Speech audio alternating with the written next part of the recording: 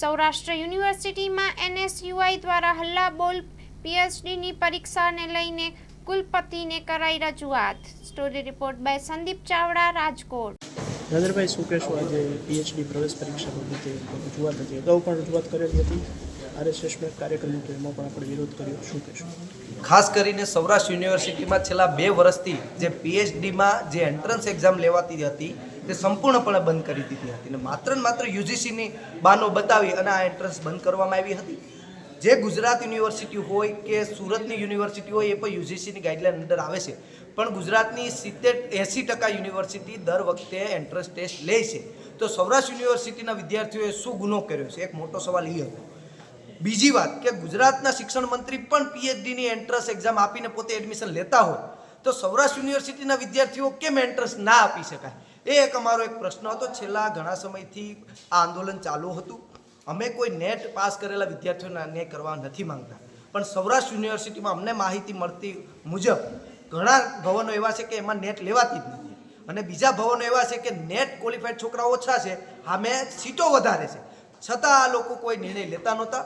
અને એ અમારી માંગ હતી કે જે વિષયોમાં નેટ ક્વોલિફાઈડ છોકરા ઓછા છે, સીટો વધારે છે, એમાં 1.5 મહિનામાં એન્ટ્રન્સ પરીક્ષા લેવામાં આવે એવી વિષય ખાતરી આપી છે। રહી વાત RSSની, તો છેલ્લા 1.5 મહિનામાં યુનિવર્સિટીમાં એક પણ વિદ્યાર્થી હિતનો કાર્યક્રમ આ કુલપતિશ્રી દ્વારા કરવામાં નથી આવ્યો। માત્ર ને માત્ર રાજકીય લાભ કઈ રીતના મેળવી શકાય, ભાજપને કેમ સારું દેખાડી શકાય, RSSને કેમ સારું દેખાડી શકાય, એ માટેના કાર્યક્રમો કરી અને ક્યાંક ને ક્યાંક વિદ્યાર્થીઓ સાથે અન્યાય કરે છે।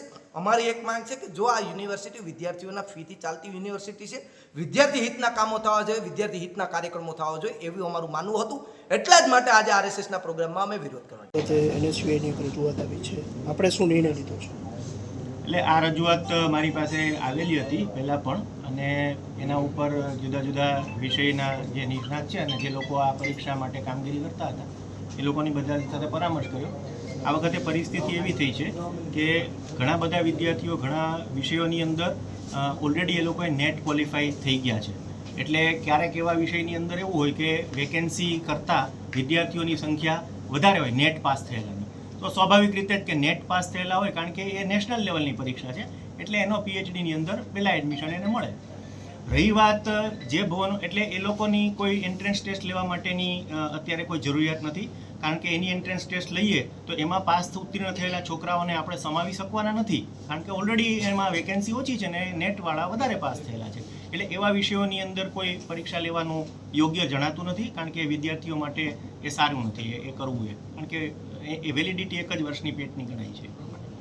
રહી વાત જે વિષયોની અંદર અત્યારે ઓલરેડી વેકેન્સી છે અને એમાં નેટ ક્વોલિફાઈડ વિદ્યાર્થીઓ મળ્યા નથી અને વેકેન્સી ચાલુ રહે એવું છે, તો આવા વિષયની અંદર યુનિવર્સિટી એ વિચાર કર્યો અને બધા સાથે મસલત કરી અને એના ઉપરથી આગામી લગભગ 1-1.5 મહિનાની અંદર આપણે એન્ટ્રન્સ ટેસ્ટની યોજના કરવાનું વિચારી રહ્યા છીએ।